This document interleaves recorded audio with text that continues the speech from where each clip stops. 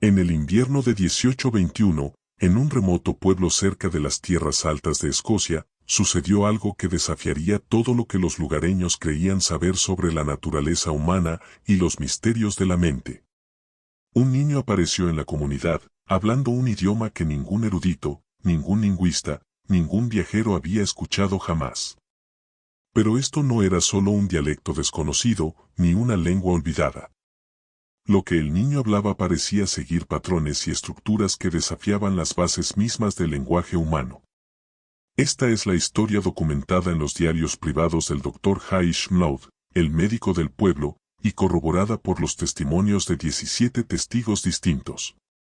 Una historia sobre un niño que tal vez llevaba secretos de un mundo que no debería existir.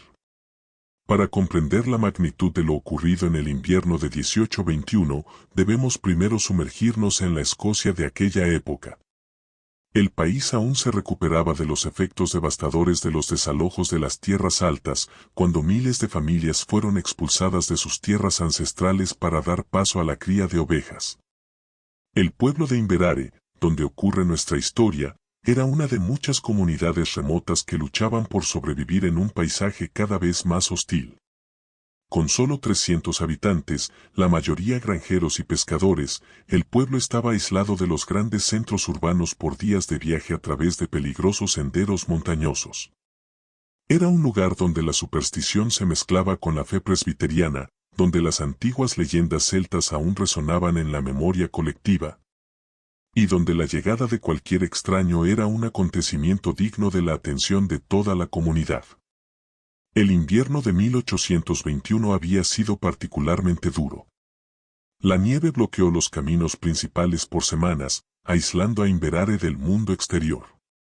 Fue en este estado de completo aislamiento cuando algo extraordinario ocurrió, la mañana del 14 de febrero de 1821. Margaret M. Z. Biss, la maestra del pueblo, fue la primera en encontrarse con el niño. En su relato detallado, escrito en su diario personal y descubierto recién en 1892 durante la demolición de su cabaña, describió lo que pasó cuando abrió la puerta de la escuela esa mañana. Había un niño sentado en los escalones, quizás de 8 o 9 años, vestido con ropas que nunca había visto antes. La tela parecía delgada, casi sedosa, pero el corte era extraño, como prendas de otra época o quizás de otro lugar por completo. Pero lo que más me impactó fueron sus ojos. Eran inusualmente brillantes, como si reflejaran la luz de una manera en que los ojos humanos no deberían hacerlo.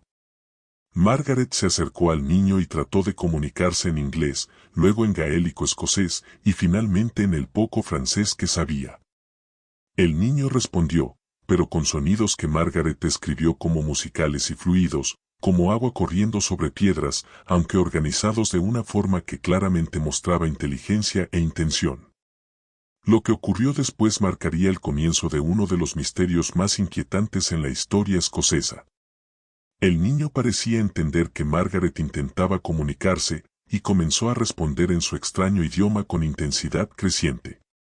Pero había algo en los patrones de su habla que dejó a Margaret profundamente perturbada. No era solo que no pudiera entender las palabras, escribió en su diario. Era como si el propio lenguaje estuviera mal. Los sonidos que hacía parecían seguir reglas que las gargantas humanas no deberían poder producir. Y sin embargo, había una lógica innegable en todo ello, una estructura compleja que sugería una inteligencia profunda. Margaret llevó al niño dentro de la escuela, e intentó hacerlo sentir cómodo mientras decidía qué hacer. El niño parecía agradecido y dócil, pero continuaba hablando en su idioma incomprensible, señalando objetos en el aula y aparentemente intentando enseñarle a Margaret las palabras para ellos. Fue entonces cuando Margaret hizo el primer descubrimiento inquietante sobre el idioma del niño. Parecía tener una estructura matemática. Cuando señalaba un libro, decía algo que sonaba como Tilon. Cuando señalaba 2 libros, decía Tilon Barrett. 3 libros. Tilon Bert Kyle. Pero cuando llegó a 4 libros, en lugar de agregar otra sílaba, dijo algo completamente diferente. Mundara. Y 5 libros, también era mundana. Aunque Margaret tenía solo una educación básica, era lo suficientemente inteligente para reconocer que estaba observando un sistema numérico basado en algo distinto del sistema decimal humano. El niño parecía contar en base 4, algo que sugería una mente que procesaba la realidad de una manera fundamentalmente diferente. La noticia del niño extraño se propagó rápidamente por el pueblo. Por la tarde, la mitad de Inverare se había reunido en la escuela para ver al niño que hablaba el idioma imposible. El doctor Haish Mloud, el médico del pueblo, estaba entre los convocados. Mloud era un hombre de ciencia, educado en la Universidad de Edimburgo, e inicialmente escéptico ante las afirmaciones sobre el niño. Pero su encuentro con el pequeño cambió drásticamente su perspectiva. En su diario médico, Mloud escribió: examiné al niño, con la intención de encontrar alguna explicación física para su peculiar habla. Lo que descubrí desafió todo mi conocimiento médico. El examen físico reveló anomalías inquietantes. Las cuerdas vocales del niño, según Mloud, estaban estructuradas de una forma que nunca había observado en ningún ser humano. Parecía haber fibras musculares adicionales y formaciones de cartílago que le permitían producir sonidos en rangos de frecuencia imposibles para un niño humano. Pero las anomalías no se limitaban a su aparato vocal. Mloud notó que el cráneo del niño era ligeramente más grande de lo normal, con formaciones óseas inusuales en áreas asociadas al procesamiento del lenguaje. Sus ojos, más allá de su extraña luminosidad, tenían pupilas que se dilataban y contraían en patrones que no correspondían a respuestas normales a la luz. Lo más perturbador de todo, registró Mloud, era el latido del corazón del niño. En lugar del ritmo regular de 2 pulsos que esperamos en los humanos. Su corazón parecía latir en un patrón complejo de 4 pulsos, con pausas que seguían una secuencia matemática que no pude descifrar. A medida que la noticia del niño se extendió más allá de Inverare, eruditos y curiosos comenzaron a llegar al pueblo. Entre ellos estaba el profesor Alistair Dunore, un lingüista de la Universidad de Glasgow especializado en lenguas y dialectos antiguos. El profesor Dunore pasó 3 semanas en el pueblo, documentando meticulosamente el idioma del niño, e intentando encontrar conexiones con familias lingüísticas conocidas. Sus conclusiones, publicadas años después en un documento académico restringido, fueron tanto fascinantes como aterradoras. El idioma del niño, escribió Dunore, demuestra niveles de complejidad que superan cualquier lengua humana conocida.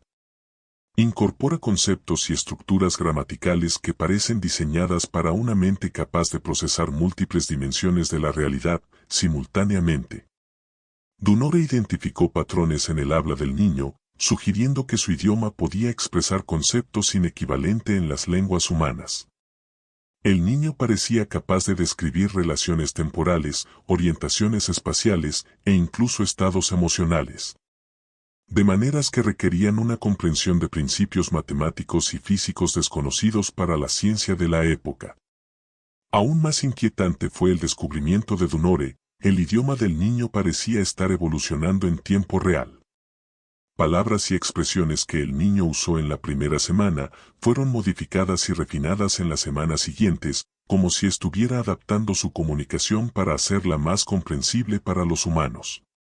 Es como si intentara construir un puente entre su forma de pensar y la nuestra, observó Dunore. Pero el esfuerzo parece causarle un gran sufrimiento. De hecho, con el paso de las semanas, los aldeanos comenzaron a notar cambios preocupantes en el comportamiento del niño. Se volvió cada vez más agitado, especialmente por la noche. Varios aldeanos informaron haberlo escuchado hablar en su idioma, con un tono urgente, casi desesperado, durante las primeras horas de la madrugada. Margaret M. Bis, quien había asumido la responsabilidad del cuidado del niño, describió en su diario cómo pasaba horas mirando el cielo, señalando constelaciones de estrellas. Y hablando rápidamente en su lengua incomprensible, como si intentara comunicarse con algo lejano. La situación se volvió aún más perturbadora cuando el niño comenzó a dibujar. Mary Sinclair, la costurera del pueblo, le había dado papel y carbón para entretenerlo. Lo que creó dejó a todos los que lo vieron en un estado de profunda inquietud. Los dibujos del niño no eran imágenes en el sentido convencional. Eran diagramas complejos que parecían combinar fórmulas matemáticas, mapas astronómicos y símbolos que no se asemejaban a ningún sistema de escritura conocido. Pero había una lógica y precisión innegables en ellos, que sugerían un conocimiento profundo. El Dr. Mloud, quien conservó varios de esos dibujos en su diario médico, los describió como ventanas hacia una mente que opera bajo principios que no podemos comprender. Un dibujo en particular atrajo la atención de todos los observadores. Representaba lo que parecía ser un mapa, pero no de ningún lugar terrenal. Formas geométricas estaban conectadas por líneas que parecían representar algún tipo de red o sistema de comunicación. En varios puntos del mapa, el niño había dibujado símbolos a los que señalaba repetidamente mientras hablaba con urgencia en su idioma. El profesor Dunore intentó descifrar los símbolos, pero concluyó que representaban conceptos para los cuales no existía equivalencia humana. Es como si intentara mostrarnos la ubicación de algo o de alguien, pero usando puntos de referencia que existen fuera de nuestra comprensión del espacio y el tiempo. El misterio se profundizó cuando el niño comenzó a mostrar lo que los aldeanos solo podían describir como un comportamiento profético. El 15 de marzo de 1821, el niño se puso extremadamente agitado, señalando repetidamente el cielo y hablando en su idioma con creciente urgencia. Parecía estar intentando advertir a los aldeanos de algo, pero nadie podía entender qué. 2 días después, una tormenta de nieve inesperada golpeó la región con una violencia inusual. La tormenta duró 3 días, y fue tan severa que varias casas del pueblo resultaron dañadas. Pero lo que más impresionó a los aldeanos fue que el niño había predicho no solo la llegada de la tormenta, sino también su duración exacta. Incidentes similares ocurrieron durante marzo y abril. El niño se agitaba, señalaba el cielo o direcciones específicas y hablaba con urgencia en su idioma. Invariablemente, en cuestión de días, ocurría algo significativo. Tormentas, deslizamientos de tierra, incluso la llegada de visitantes inesperados al pueblo. El Dr. Mloud comenzó a documentar estos incidentes meticulosamente, tratando de encontrar una explicación científica. Pero cuanto más observaba, más convencido estaba de que el niño poseía una forma de conocimiento o percepción que trascendía las limitaciones humanas normales. La situación alcanzó un punto crítico a finales de abril de 1821, cuando representantes de la corona británica llegaron a Inverare. La delegación fue dirigida por el coronel James Worthington, un oficial de inteligencia militar que afirmaba estar investigando reportes de actividades inusuales en la región. Con él venían el doctor Erasmus, un médico del gobierno especializado en anomalías mentales, y el profesor Cornelius Ashworth, descrito como experto en lenguas antiguas y civilizaciones perdidas. La llegada de estos funcionarios marcó el comienzo del fin del tiempo del niño en Inverare y el inicio de un encubrimiento gubernamental que duraría más de 2 siglos. La primera acción del coronel Worthington fue restringir el acceso al niño. Ordenó que ningún aldeano pudiera interactuar con él sin autorización oficial, y comenzó a realizar sus propios interrogatorios y exámenes. Las transcripciones de estas sesiones, descubiertas solo en 1987 en archivos clasificados del gobierno británico, revelan la verdadera magnitud de las preocupaciones de los funcionarios sobre el niño. En un informe fechado el 28 de abril de 1821, el Dr. Erasmus escribió: "El sujeto demuestra habilidades cognitivas que desafían nuestra comprensión de la capacidad mental humana. Su lenguaje parece codificar información de manera que sugiere acceso a fuentes de conocimiento desconocidas para la ciencia contemporánea". El profesor Ashworth fue aún más directo en su evaluación. Las habilidades lingüísticas de este niño no son simplemente inusuales. Son imposibles. Está comunicando conceptos e información que no deberían existir en ninguna mente humana. Estamos tratando con algo que trasciende el desarrollo humano normal. Pero fue el coronel Worthington quien hizo la observación más inquietante. Los dibujos del niño contienen representaciones detalladas de instalaciones militares y formaciones geográficas que son secretos de Estado clasificados. Información a la que no podría haber accedido por medios convencionales. Los funcionarios del gobierno pasaron 2 semanas realizando exámenes intensivos al niño. Durante este periodo, se prohibió a los aldeanos acercarse a la escuela donde se llevaban a cabo las sesiones. Sin embargo, varios aldeanos informaron haber escuchado sonidos extraños provenientes del edificio por la noche. Sonidos que describieron como la voz del niño, pero distorsionada, como si hablara a través del agua o desde una gran distancia. Margaret M. Z. Biss, en su diario, registró su creciente preocupación por el trato al niño. «Le están haciendo algo», escribió. «Lo veo en sus ojos cuando lo sacan a dar breves paseos. Está perdiendo esa cualidad luminosa que lo hacía tan especial. Es como si le estuvieran drenando la luz del alma». El 12 de mayo de 1821, el niño desapareció. La versión oficial, según documentos encontrados después en archivos gubernamentales, declaraba que el niño había sido transferido a instalaciones médicas apropiadas para su cuidado y estudio continuado. Pero los aldeanos que presenciaron su partida contaron una historia muy diferente. Thomas McBride, el herrero del pueblo, informó haber visto una carreta cubierta salir de Inverare antes del amanecer del 12 de mayo.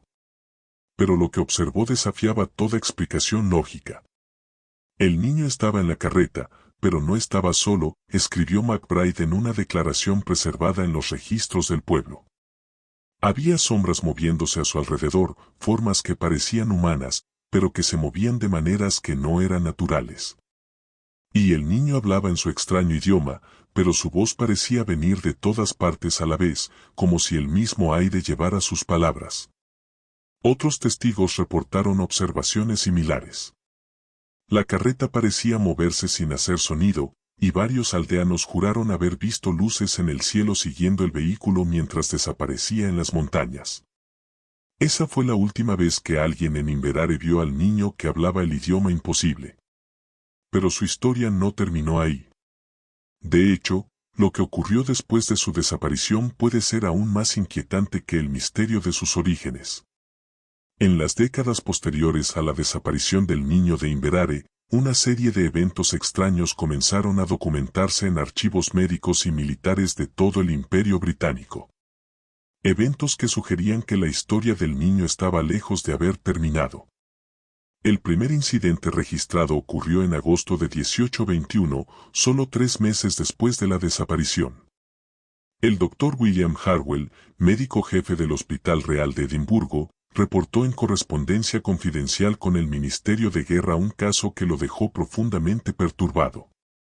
Un paciente había sido admitido en el hospital tras sufrir una convulsión durante un experimento científico en la universidad. Durante su delirio, el hombre comenzó a hablar un idioma que ninguno de los médicos pudo identificar. Pero lo que más alarmó al doctor Harwell fue que reconoció algunos de los patrones del habla descritos en los informes clasificados del caso Inverare. Los sonidos producidos por el paciente seguían la misma estructura matemática imposible documentada en el caso del niño escocés. Harwell escribió, aún más inquietante, cuando el paciente se recuperó, no recordaba haber hablado ese idioma, ni demostraba conocimiento alguno de lenguas extranjeras. Este patrón se repetiría con preocupante frecuencia en los años siguientes. Entre 1821 y 1830, al menos 40 casos similares fueron documentados en hospitales, universidades y centros militares en todo el Reino Unido. Siempre seguían el mismo patrón. Individuos sin conocimientos lingüísticos especiales comenzaban repentinamente a hablar el idioma imposible durante estados alterados de conciencia.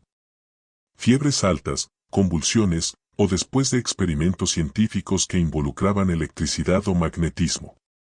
Lo que hacía estos casos aún más inquietantes era que muchos de los individuos afectados parecían transmitir información específica. Profesores de matemáticas en la Universidad de Cambridge informaron que pacientes delirantes presentaban soluciones a problemas matemáticos complejos usando el extraño idioma.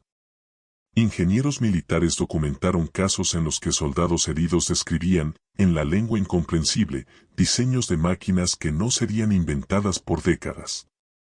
En 1825, el caso llegó a la atención directa de la corona cuando el príncipe regente, más tarde el rey Jorge IV, presenció un incidente durante una visita al Real Observatorio de Greenwich.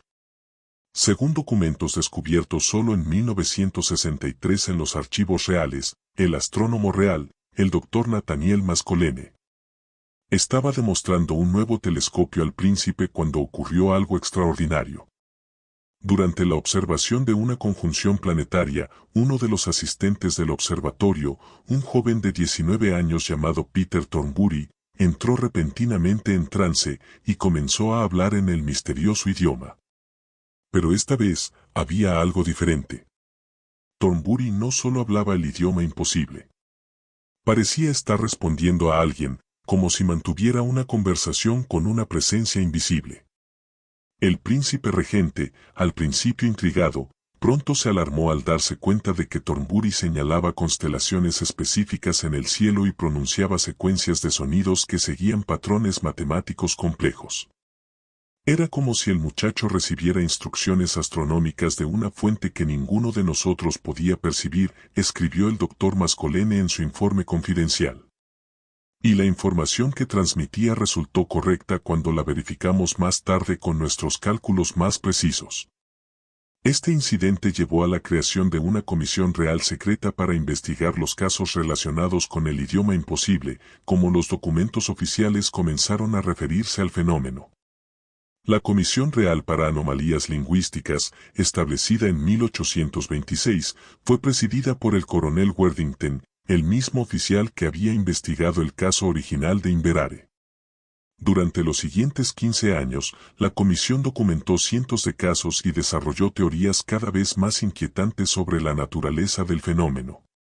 Los archivos de la comisión, parcialmente desclasificados solo en 1995, revelan una investigación que se centró cada vez más en una posibilidad aterradora: que el niño de Inverare había infectado de algún modo otras mentes con su idioma imposible. El Dr. Erasmus, quien había examinado al niño original, se convirtió en el principal teórico de la comisión.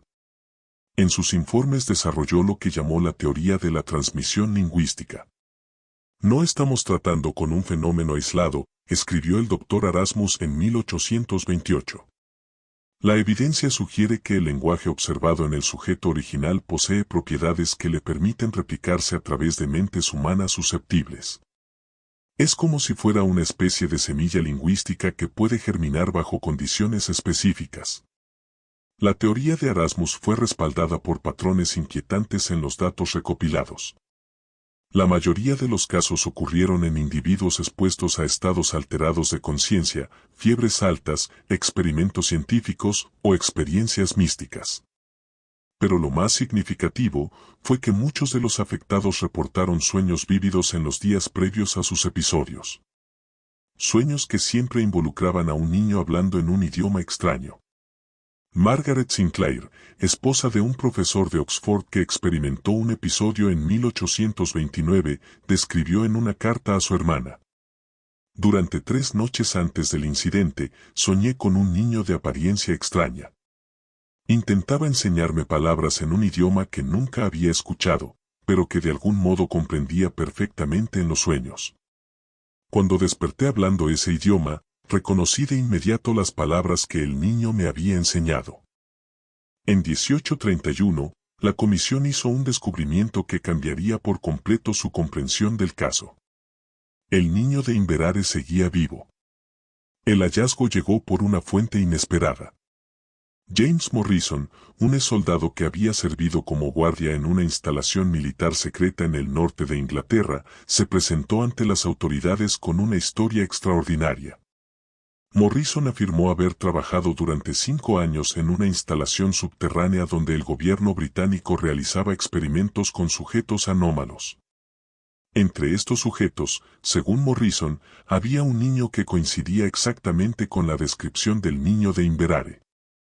Lo mantenían en una celda especial revestida de plomo y hierro, declaró Morrison en su testimonio oficial.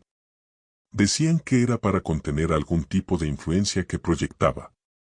Pero yo podía escucharlo hablar en ese idioma extraño, incluso a través de las gruesas paredes, y cada vez que hablaba, cosas extrañas comenzaban a suceder en la instalación.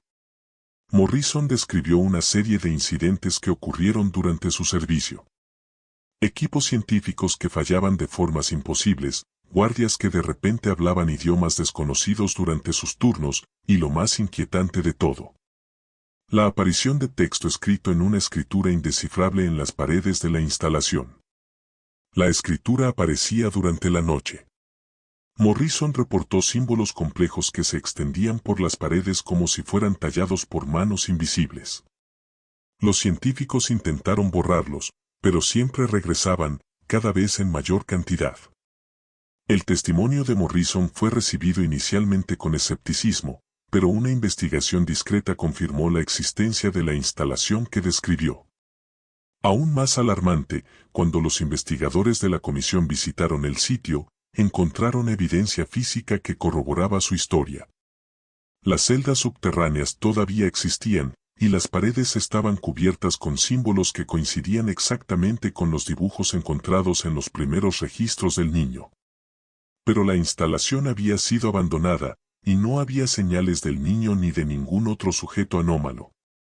Morrison afirmó que la instalación había sido evacuada apresuradamente en 1830 tras un incidente que se negó a describir en detalle. Solo reveló que el niño hizo algo que asustó tanto a los científicos que decidieron que era más seguro dejarlo ir. A partir de ese momento, el rastro del niño de Inverare se volvió fragmentado y contradictorio, pero no menos inquietante.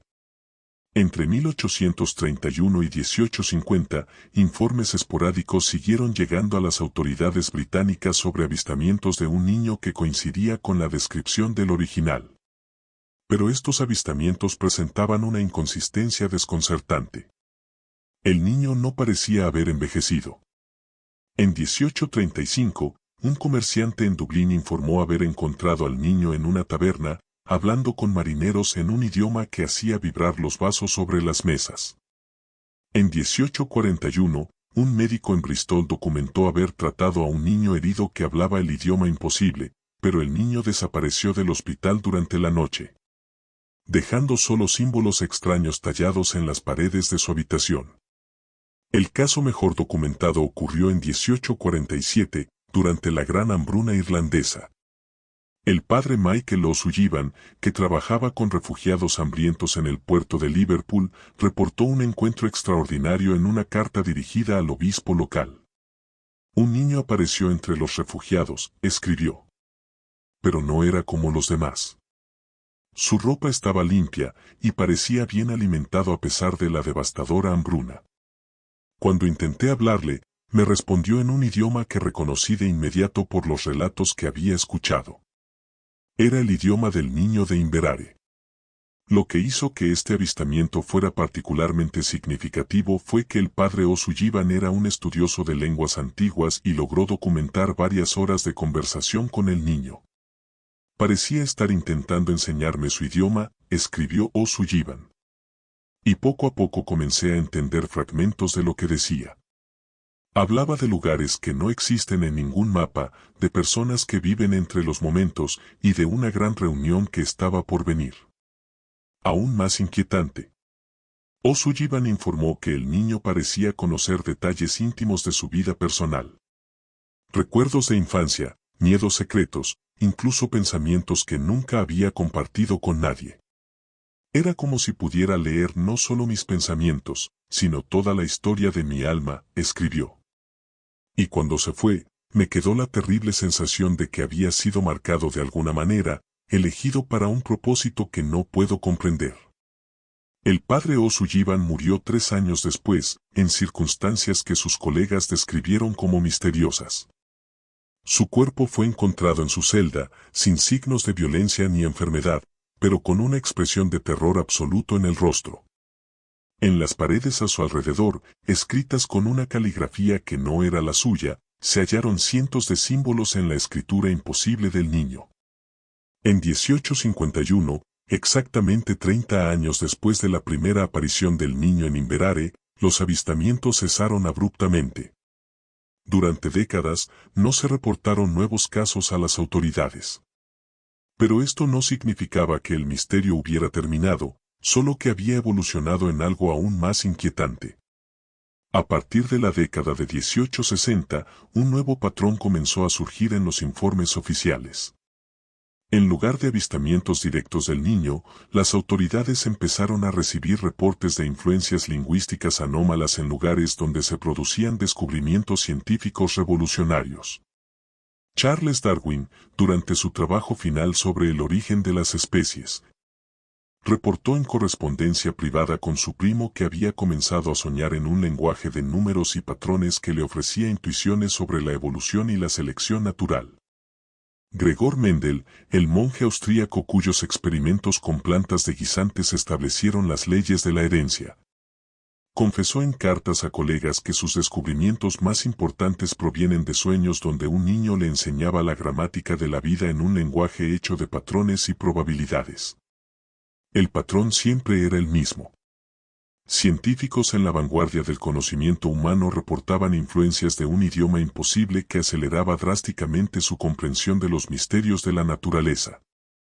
En 1876, la Comisión Real para Anomalías Lingüísticas fue oficialmente disuelta. Pero sus archivos revelaron que la decisión no fue motivada por la resolución del caso, sino por el miedo a sus implicaciones. El informe final de la comisión, firmado por el coronel Worthington poco antes de su muerte, contenía una evaluación aterradora. Hemos llegado a la conclusión inevitable de que el sujeto conocido como el niño de Inverare no es, y nunca fue, completamente humano. Su idioma no es solo un sistema de comunicación, sino una forma de tecnología capaz de influir y acelerar el desarrollo cognitivo humano. Aún más alarmante, la evidencia sugiere que esta influencia se está propagando. Cada mente tocada por este idioma se convierte en un nuevo vector de transmisión, difundiendo patrones de pensamiento que podrían estar alterando fundamentalmente la trayectoria del desarrollo humano. Recomendamos que todos los archivos relacionados con este caso permanezcan clasificados indefinidamente. La humanidad puede no estar preparada para comprender realmente lo que hemos encontrado. En el siglo XX, a medida que la ciencia avanzaba a un ritmo acelerado, investigadores atentos comenzaron a identificar patrones que sugerían que la influencia del niño de Inverare nunca había cesado realmente. La doctora Helena Kenos, historiadora de la ciencia en la Universidad de Cambridge, pasó 20 años estudiando los archivos desclasificados del caso. En su investigación, publicada discretamente en 1987, identificó correlaciones estadísticas inquietantes. Cuando trazamos los lugares de los avistamientos históricos del niño junto a los sitios de los grandes descubrimientos científicos de los siglos siguientes, encontramos una correlación que va mucho más allá de la coincidencia. Escribió Kenos. Los lugares donde se vio al niño se convirtieron en centros de innovación científica en el transcurso de una generación. Aún más inquietante, Kenos documentó que muchos de los científicos más influyentes de los siglos XIX y XX reportaron en escritos privados sueños o experiencias que involucraban un idioma imposible que influía en su trabajo. Tesla habló de susurros eléctricos en un lenguaje de números que guiaba sus invenciones. Einstein describió periodos de inspiración en los que las ecuaciones de la relatividad se revelaban en un lenguaje del cosmos que trascendía las palabras humanas. Incluso Watson y Crick, descubridores de la estructura del ADN, aludieron en correspondencia personal a intuiciones que provenían de una fuente que no podían explicar racionalmente. Lo que queda claro, concluyó Kenos, es que el idioma del niño de Inverare pudo haber estado acelerando secretamente el progreso científico humano durante más de un siglo. La pregunta no es si todavía influye en nuestra civilización, sino hasta qué punto nuestra evolución tecnológica ha sido guiada por una inteligencia no humana. Hoy, en el siglo XXI, el caso del niño de Inverare sigue siendo uno de los misterios mejor documentados y menos comprendidos de la historia británica. Abundan las teorías sobre su verdadera naturaleza. Algunos investigadores sugieren que era un viajero del tiempo, trayendo conocimiento del futuro codificado en un lenguaje que nuestras mentes solo podían procesar de manera subconsciente. Otros proponen que fue un contacto extraterrestre, usando una forma de comunicación basada en principios matemáticos universales. La teoría más inquietante, planteada por un pequeño grupo de lingüistas y físicos teóricos, sugiere que el niño representaba una forma evolucionada de conciencia humana. Una mirada a lo que nuestra especie podría llegar a ser si trascendemos las limitaciones del lenguaje lineal. Lo que sabemos con certeza es esto. En 1821, un niño apareció en un remoto pueblo escocés hablando un idioma que desafiaba la comprensión. Su presencia desencadenó una cadena de acontecimientos que pudo haber moldeado en secreto el curso de la civilización humana durante los últimos 2 siglos. Y si los patrones identificados por los investigadores son correctos, su influencia continúa hoy, susurrando en las mentes de científicos e inventores, acelerando nuestra evolución hacia un futuro que pudo haber sido planeado hace más de 200 años por una inteligencia que aún no podemos comprender. El idioma imposible puede haberse convertido en la fuerza invisible detrás del progreso humano moderno. Y quizás, solo quizás, ese fue el plan desde el principio. Si esta historia de misterio lingüístico y evolución secreta ha tocado algo profundo dentro de ti, suscríbete a nuestro canal para más historias de los archivos olvidados de la humanidad. Activa la campana de notificaciones, porque nunca sabemos cuándo el próximo misterio podría literalmente reescribir nuestra comprensión de la historia humana. Hasta la próxima, recuerda, hay descubrimientos que cambian todo lo que creíamos saber sobre nosotros mismos.